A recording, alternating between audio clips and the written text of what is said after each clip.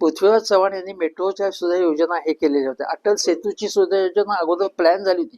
सगळ्या गोष्टी त्यानंतर पुढे आल्या नाहीत. आता एक गोष्ट अशी की मग पृथ्वीराज चव्हाणांनी काही प्लॅनिंग केलं असेल, गती का नाही दिली. त्या काळामध्ये काँग्रेसचं जे सरकार आहे त्यांच्या काही समस्या होत्या.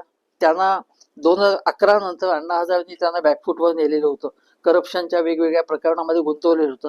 आणि मनमोहन सिंग सरकारकडनं जर प्रत्येक गोष्टीला ज्या पद्धतीने कोऑर्डिनेशन भारतीय जनता पक्षाचं आहे की आम्हाला महाराष्ट्र जिंकायचं आहे, मग केंद्र आणि राज्याचं कोऑर्डिनेशन ठेवायचं. आणि बघा, नितीन गडकरींनी येऊन सांगतात की आम्ही 50,000 कोटी रुपयांचे जेव्हा सिंचन मंत्री होते केंद्राचे, मी दिलेले, यापूर्वी कोणी कधीही दिलेले नव्हतं. अमित शहानी येऊन सांगायचे की 10 वर्षामध्ये आम्ही इतके इतके करोड रुपये तुम्हाला दिलेत. काँग्रेसच्या काळात अगदी कमी रक्कम दिली होती. हे सगळं कोऑर्डिनेटेड एफर्ट